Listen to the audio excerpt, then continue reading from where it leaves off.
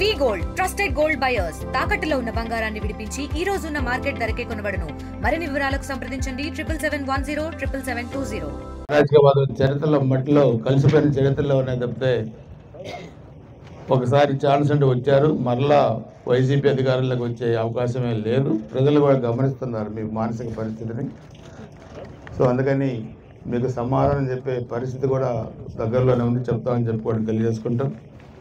తప్పకుండా మీ ద్వారా ఈరోజు మెడికల్ కాలేజీ వాస్తవాల్ని ప్రజలకి అందించే దాంట్లో సహకరించిన మీడియా మిత్రులకి, అదేవిధంగా అధికారులు, ప్రజాప్రతినిధులు చాలా పెద్ద ఎత్తున ఇక్కడ కూడా అందరూ ప్రజలు నాయకులందరూ వచ్చారు. వాళ్ళందరికీ పేరు పేరున హృదయపూర్వక నమస్కారాలు, ధన్యవాదాలు.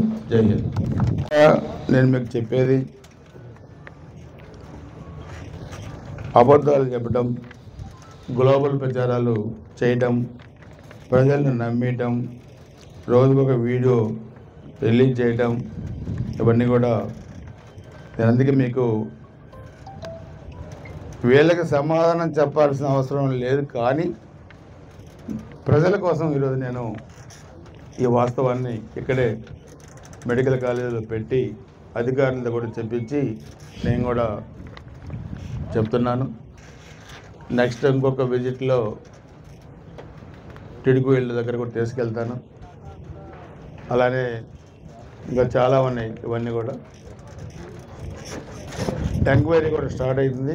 దాని తర్వాత కొన్ని వివరాలు, ల్యాండ్ ఏ ఊర్లో ఎంత ఎక్కించుకున్నారు, ఏ బ్యాంకులో పెట్టి లోన్లు తీసుకున్నారు, ఇవి కూడా తీస్తాం. 11 మంది హత్యల్లో ఎక్కడెక్కడ ఎఫ్ఐఆర్ లేవు, దాంట్లో ఎవరెవరు ఇన్వాల్వ్మెంట్ ఉంది అది చేస్తాం. 8 మంది పిల్లలు ఎందుకు చనిపోయారో అది కూడా చేస్తాం. ఇవన్నీ కూడా మీరు గుర్తుపెట్టుకోవాల్సిన అవసరం ఉందని తెలియజేసుకుంటూ, మా బాధ్యత, ఎన్డీఏ ప్రభుత్వ బాధ్యత ఈ రాష్ట్ర అభివృద్ధి. అరాచకమైన మీ ప్రభుత్వం చేసిన గుంతలు పొత్తులైన రాష్ట్రం నుంచి ఈరోజు ఇద్దరు, చంద్రబాబు నాయుడు గారు, పవన్ కళ్యాణ్ గారు, మోడీ గారి సహకారం తీసుకొని నిధులు తీసుకొచ్చి ఈరోజు మరలా రాజధాని దగ్గర నుంచి పోలవరం ప్రాజెక్టు నుంచి బనకచర్ల ప్రాజెక్ట్ అన్నీ కూడా నిధులు ఇస్తూ ఉన్నారు. దాని మీద కూడా విషం చెమ్ముతున్నారు. రోజు విషం చెమ్మటం, ప్రాజెక్టులు లేకుండా చేయటం, రాష్ట్రంలో శాంతి భద్రతలు లేవు, మీరు రావద్దని మెయిల్స్ పెట్టడం, ఎన్ని విధ్వంసకారుల మానసిక పరిస్థితి. కాబట్టి వైనాట్ 175 అంటే 11 వచ్చినాయి. ఇలానే మీ ప్రవర్తన కనుకుంటే ఆ 11లో ఇటు ఒకటి అటు ఒకటి ఏదో ఒకటి వచ్చింది, ఇంకా వచ్చింది, రావాల్సిన రీతిలో వచ్చింది. ఇప్పుడు కాదు. దానికి వాళ్ళందరూ కూడా ఏంటంటే రెచ్చగొట్టి మనల్ని కూడా ప్రవోక్ చేసి మనల్ని కూడా గొడవలకు దింపి వాళ్ళు మనం సమానం పెంచుకునే పరిస్థితికి రావాలి. సో ఇక్కడ శాంతి భద్రతలు లేవు కాబట్టి మీరు పెట్టుబడులకు రావద్దని చెప్పడం వాళ్ళ ఉద్దేశం. వాళ్ళ ట్రాప్లో మనం పడదలుసుకోలేదు. వాళ్ళు అది తెలియగొల్లాలనుకుంటున్నారు. కానీ కాలం ఏ విధంగా సమాధానం చెప్పుద్దో అదే విధంగా సమాధానం చెప్పుద్ది. తెలుగుదేశం పార్టీ కార్యకర్తలు కానీ, నాయకులు కానీ వీళ్ళ ప్లే కార్డ్స్కి, వీళ్ళ అరాచకాలకి మీరు ఎటువంటి ఆందోళన చెందాల్సిన పని లేదు. గవర్నమెంట్ లేనప్పుడే ఎన్ని హత్యలు చేసినా, గొంతు మీద కత్తి పెట్టి జై జగన్ అన్న, తోట చంద్రన్ జెండా వేడని తెలుగుదేశం పార్టీ కార్యకర్తలు ఈ రాష్ట్రంలో జనసేన, తెలుగుదేశం, బీజేపీ కలిపి 164 సీట్లు గెలుపొందినాయి. గుర్తుపెట్టుకోండి. వాళ్ళు ఎప్పటి నుంచో సోషల్ మీడియాలో పెడుతున్నారు కదా అని. నేను ఎందుకు లేటుగా స్పందిస్తున్నానంటే, ఎన్నికల్లో ఓడిపోతే రాజకీయ సన్యాసం తీసుకుంటానన్న వ్యక్తికి నేను ఎందుకు రెస్పాండ్ కావాలని నా ఉద్దేశం, నా బాధలో ఉంది. నేను ఓడిపోతే నేను రాజకీయ సన్యాసం తీసుకుంటాను. ఆ వీడియోలన్నీ ఉన్నాయి, అవి కూడా మీకు పంపిస్తాను. మీరు అడగరు, మీరు కూడా పెద్ద మనుషులు అయిపోయారు ప్రెస్ వాళ్ళు. మీరు ప్రెస్ మీట్లు అడగాలి. ఎమ్మెల్యే యనపతి శ్రీనివాసరావు గారు చాలాసార్లు ప్రెస్ మీట్లో మమ్మల్ని అడిగారు. ఆయన ఓడిపోతే ఆయన రాజకీయ సన్యాసం తీసుకుంటారంట అన్నారు. ఆ వీడియో ఉంది. మీరు వెళ్ళకపోతే మీరు రాజకీయ సన్యాసం తీసుకుంటామని చెప్పారు, ఎందుకు తీసుకోలేదని అడుగుతున్నారు. దాని మీద మీ కామెంట్ ఏందని నెక్స్ట్ ప్రెస్ మీట్లో అయినా మీరు అడగండి. అడిగిన వాళ్ళకి నేను ఒక బొకే కూడా ఇస్తాను మీకు అందరికి. తర్వాత అంటే మాట మీద నిలబడలేని వ్యక్తులు, నిబద్ధత లేని వ్యక్తులు, ఇలాంటి అబద్ధాలు చెప్పి ప్రజల్ని నమ్మించాలని చూసిన వ్యక్తులకి ఈ ప్రభుత్వం స్పందించాల్సిన అవసరం లేదని చెప్పేది నా ఉద్దేశం. ఎందుకంటే వీళ్ళకి ప్రజాస్వామ్యం మీద నమ్మకం లేదు. ఓడిపోయిన 151 సీట్ల నుంచి 11 సీట్లకు వచ్చిన వీళ్ళకి ఇంకా బుద్ధి రాలేదు, సిగ్గు కూడా రాలేదు. నిన్న మొన్న మీరు చూస్తే సత్తెనపల్లి నియోజకవర్గం రెండపాలెంలో అతను బెట్టింగ్లు పెట్టి వైసీపీ ప్రభుత్వ అధికారులకు వచ్చిందని చెప్పి 1,50,00,000 డబ్బులు పోగొట్టుకున్నాడు. పోగొట్టుకుంటే అతను కౌంటింగ్ 4వ తారీఖు జరిగితే 6వ తారీఖు చనిపోయాడు. సంవత్సరం తర్వాత వచ్చి ఇక్కడ ఏదో రోడ్ షో హంగామా, అక్కడ ఫ్లెక్సీలు పెడతారు, పల్నాడు నుంచే రాజారెడ్డి రాజ్యాంగాన్ని అమలు పరుస్తామని, ఏదో నరుకుతామని. అంటే నేను అనేది అంటే మీ సందేశం ఏంటి, మీ ఉద్దేశం ఏంటి? మరలా ఈ వ్యక్తి జగన్మోహన్ రెడ్డి ప్రెస్ మీట్లో మొన్న అంటాడు, అదేంటి ఆ ఫ్లెక్సీలు ఏముంది అని అడిగి తెలుసుకొని, అవును నరుకుతాం, తప్పే నరికితే తప్పేంది అంటే 5 సంవత్సరాలు ముఖ్యమంత్రిగా పనిచేసిన ఒక వ్యక్తి ఏం సందేశం ఇస్తారని నేను అడుగుతున్నాను. మీది ఒక రాజకీయ పార్టీనా? మీది మహిళలపై అసభ్యకరంగా నోరు బారేసుకోవటం,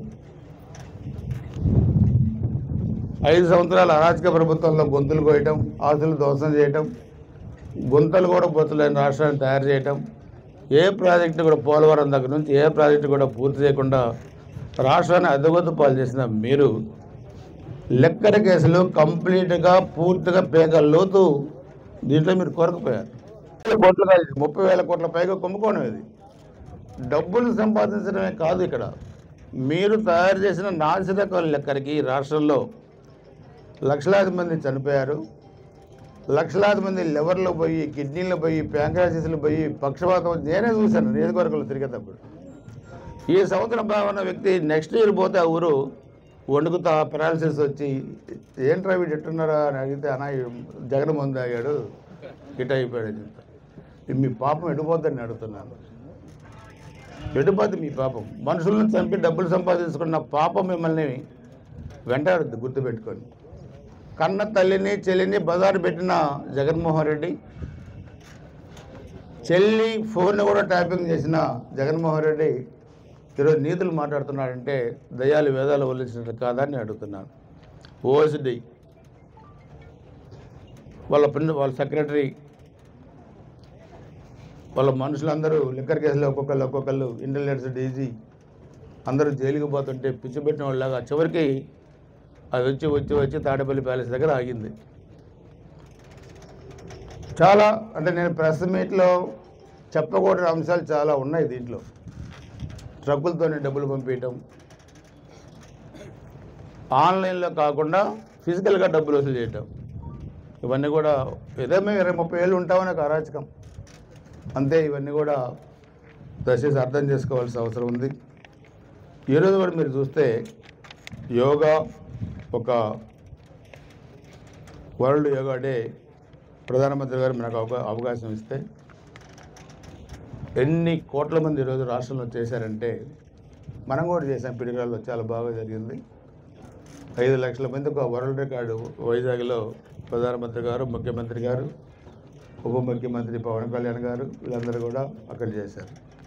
అంటే ఒక నాయకుడు అధికారంలో ఉన్నప్పుడు సంక్షేమ కార్యక్రమాలే కాకుండా ప్రజల ఆరోగ్య పరిస్థితులు కూడా ఏ విధంగా అనలైజ్ చేసి దానికి అనుగుణంగా పిలుపునిస్తే ఎన్ని కోట్ల మంది ఉన్నారో మనం చూసాం.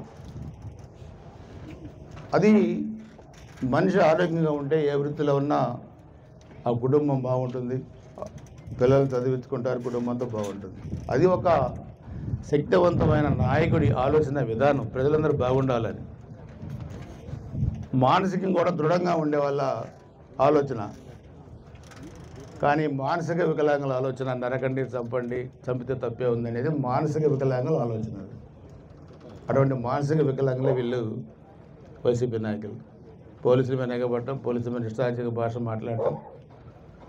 అంటే ఎందుకు వచ్చింది మీకు సంవత్సరంలో ఇది?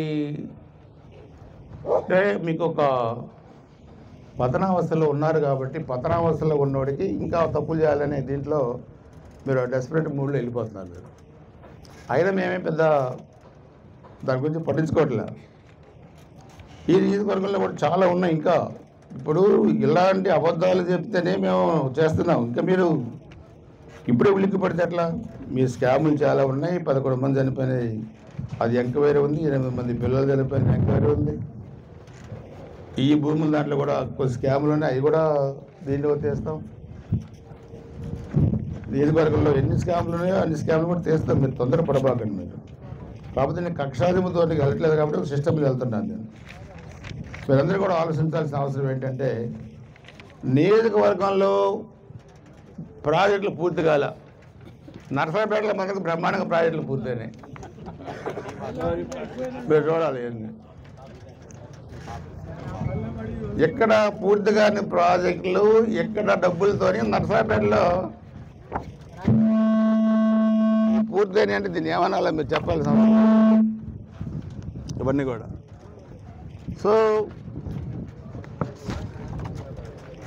కాసు సెంట్రల్ మాల్, కాసు ఫంక్షన్ హాల్, ఇవన్నీ ఉన్నాయి. ఇంకా కొన్ని ఉన్నాయి, నేను తెస్తాను. హైదరాబాద్ కూడా కొన్ని ఉన్నాయి, అవి కూడా నేను సేకరించి తెస్తాను.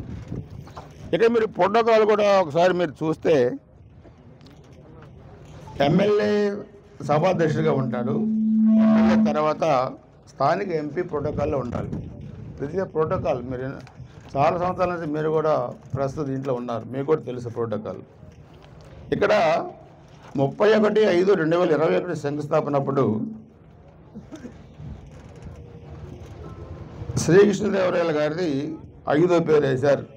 5వ పేరు కాదు, 1 2 3 4 5 6 7 8 9 10 11వ పేరు వేశారు. ఇక్కడ కాసు మహేశ్వరి పేరు ఉంది. కాసు మహేశ్వరి పేరు కింద ఇక్కడ స్థానిక ఎంపీ పేరు రావాలి. ఇది కాకుండా ఇక్కడ వేశారు, 11వ పేరు వేశారు. ఇదేం ప్రోటోకాల్ నేను అడుగుతున్నాను.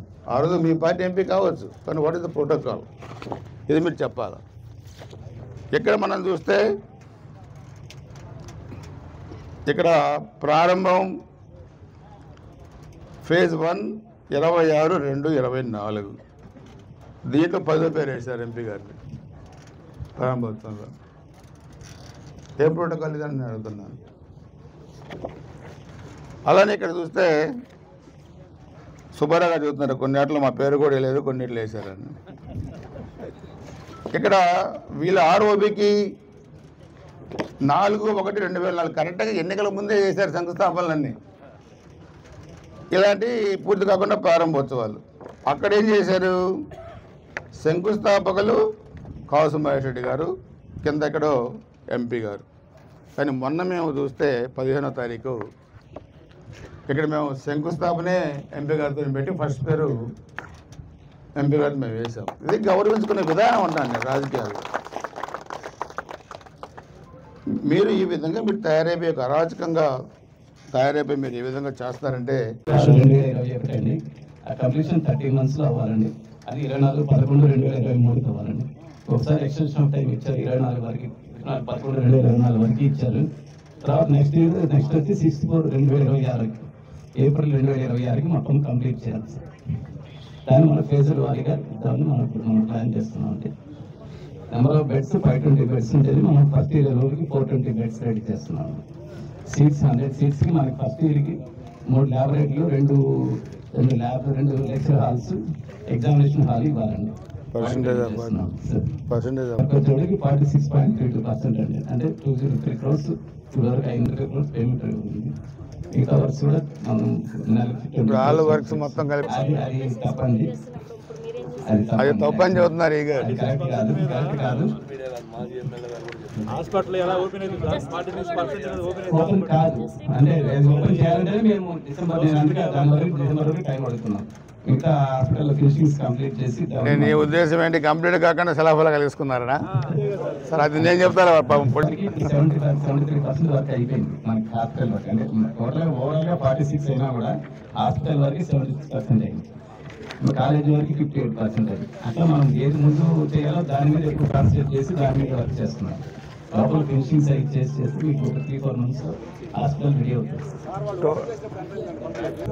ఫ్లోర్ మాత్రమే అది పొలిటికల్గా వాళ్ళ చేతిలో ఉండదు. అది మన చేతుల్లో అది నేను చెప్తాను, వాళ్ళు వెళ్ళింటారు. నేను చెప్తాను. చెప్పండి. అది మరి మొత్తం మీద 6/4/2026 వరకు మనకి టైం ఉంది సార్. మనం డిసెంబర్ లోపల అది కాలేజీ హాస్పిటల్ రెడీ చేస్తాం సార్.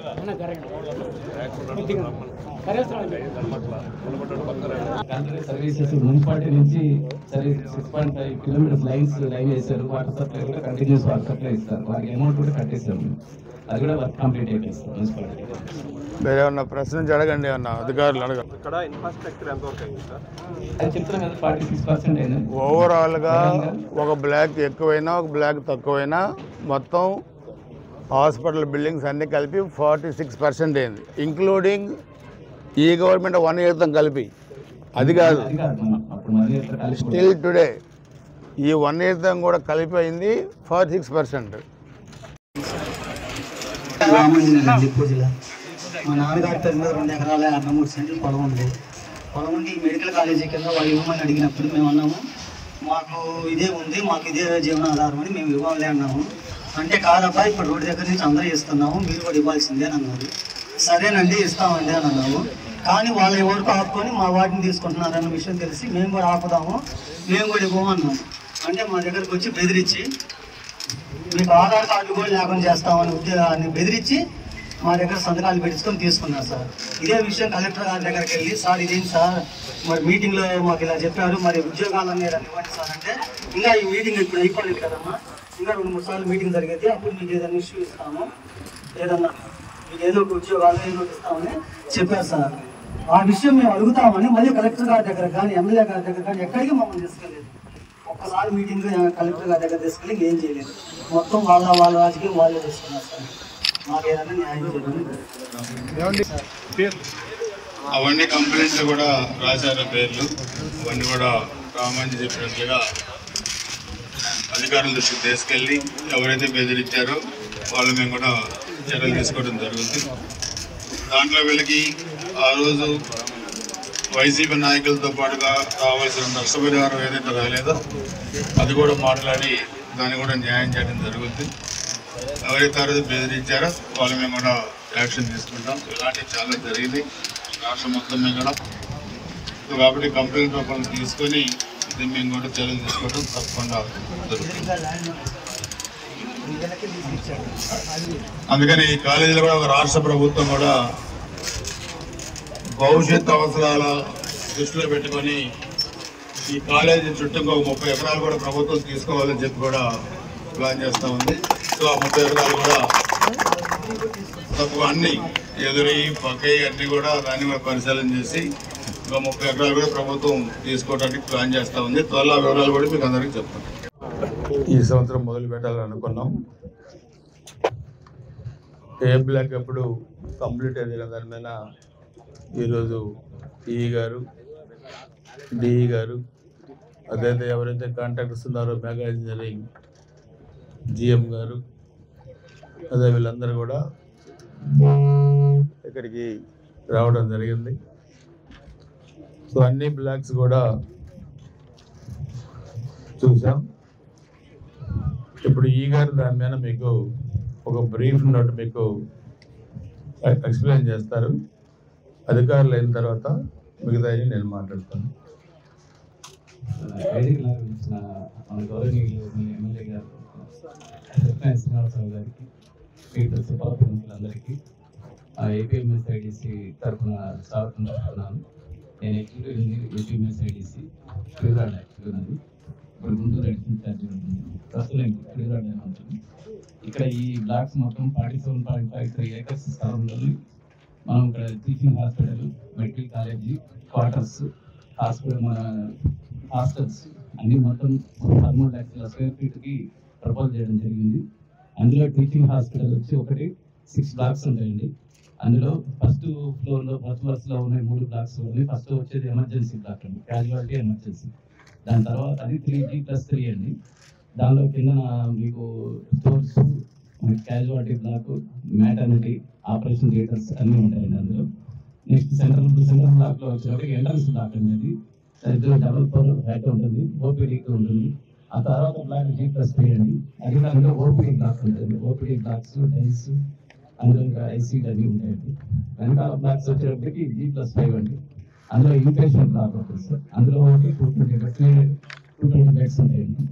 తర్వాత డయాగ్నోస్టిక్ బ్లాక్స్, అందులో మనకి సిటీ స్కానర్స్, ఎంఆర్ఐ అన్ని స్కానర్స్, అడ్మినిస్ట్రేటివ్ బ్లాక్స్ అన్ని కూడా వెనకాల బ్లాక్ 2లో ఉంటాయండి. వెనకాల బ్లాక్ 3 కూడా అది కూడా G+5, అందులో కూడా కొన్ని ఇన్పేషెంట్ బ్లాక్స్ ఉంటాయండి. మొత్తం మీద 520 బెడ్స్. కాబట్టి మనకి ఫస్ట్ ఇయర్ ఓటీకి 420 బెడ్స్కి ఇచ్చే పర్మిషన్ ఉంటే మనం ఫస్ట్ ఇయర్కి అడ్మిట్ చేయొచ్చు. అది మిగతా వాళ్ళ దగ్గర ఉన్న దగ్గర ఇక్కడ ఏంటంటే ప్రతిదీ మొత్తం హాస్పిటల్ అంతా ఇక్కడ రెడీ అవ్వాలి. మిగతా దగ్గర అన్న దగ్గర ఏంటంటే హాస్పిటల్స్ ఆల్రెడీ ఉన్నాయి, దాని మీద ఎక్స్టెన్షన్ చేయడం జరుగుతుంది. ఇక్కడ ఏంటంటే 6 బెడ్స్ నుంచి మనం 420 బెడ్స్కి ఒకేసారి తీసుకెళ్ళాలి. అందుకని మనము హాస్పిటల్ బ్లాక్ మీద కాన్సన్ట్రేట్ చేయడం జరిగిందండి. ఇప్పుడున్న లేబర్ అంతా హాస్పిటల్ దారిలో వర్క్ చేస్తున్నారు. ఇంకొక 3-4 మంత్స్లో మనం హాస్పిటల్ బ్లాక్ రెడీ చేసి అది ఇన్స్పెక్షన్కి పిలుస్తాము. నెక్స్ట్ ఇయర్ అడ్మిషన్స్ కోసం ప్లానింగ్ చేయడం జరుగుతుంది. దాని గురించి ఒక స్పీడ్గా ప్రోగ్రెస్ చేసేట్టుగా మేము కాంట్రాక్టర్ కూడా ఒత్తిడి చేస్తున్నాము. వాళ్ళు కూడా కొద్దిగా పేమెంట్ ప్రాబ్లమ్స్ అది కూడా మన ఎమ్మెల్యే గారు చొరవ తీసుకొని మనకి పేమెంట్ వచ్చి ఏర్పాటు చేస్తారు. అది దానికి మనకి వర్క్ కూడా అప్పుడు ఇంకా స్పీడ్గా జరుగుతుంది. మనం నెక్స్ట్ ఇయర్ అడ్మిషన్స్కి మనం దానికి కృషి చేయాల్సిందిగా మనం అందరికి కూడా విజ్ఞప్తి చేస్తున్నాం. కాంట్రాక్టర్ కూడా విజ్ఞప్తి చేస్తున్నాం. మెడికల్ కాలేజీకి ఇచ్చేసిన ఎమ్మెల్యే గారు పక్కనపల్లి శ్రీనివాస గారికి హృదయపూర్వక ధన్యవాదాలు సార్. అట్లనే వేదికను అలంకరించిన పెద్దలందరికీ సభాపూర్వకంగా మన ఎంఈఏలో మెగా ఇంజనీరింగ్ ఇన్ఫ్రాస్ట్రక్చర్ కంపెనీ ద్వారా హృదయపూర్వక ధన్యవాదాలు తెలియజేస్తాం సార్. ఈ హృదయపూర్వకంగా స్వాగతంగా ఆశిస్తుంది సార్. ఇక్కడ మేము 2021 అగ్రిమెంట్ తీసుకోవడం వరకు కొంత బడ్జెట్ ప్రాబ్లం వల్ల ఎవ్రీ ఇయర్ 50 crores అలా వేయడం జరిగింది సార్. ఎవ్రీ ఇయర్ 50 అలా ఇప్పటి వరకు 200 crore వర్క్ పూర్తి చేశాము. ఇది ఈ గారు చెప్పినట్టుగా 44% వర్క్ కంప్లీట్ అయింది సార్. ఇక్కడ 44% కంప్లీట్ అయింది సార్. ఇది వచ్చేప్పటికి మొత్తం 1,50,000 ఎస్ఎఫ్టీ ఏరియా స్లాబ్లు ఉన్నప్పటికీ దీంట్లో 10 lakh SFT area slabs complete చేశాం. ఇక మేజర్ వర్క్ అలా ఫినిషింగ్స్ లోనే ఉంటుంది సార్. అందరూ తెలుసు ఈ ఫినిషింగ్ వర్క్స్ వితిన్ 3 months లో కంప్లీట్ చేసుకుని సార్ చెప్పినట్లుగా ఇది మెయిన్ హాస్పిటల్ ఏదైతే ఉందో అది 500 హాస్పిటల్ మనం తీసుకోవడం జరిగింది. దీంతో పాటుగా 150 మెడికల్ సీట్స్, అట్లనే ఒక 50 నర్సింగ్ సీట్స్ కూడా ఉన్నాయి సార్.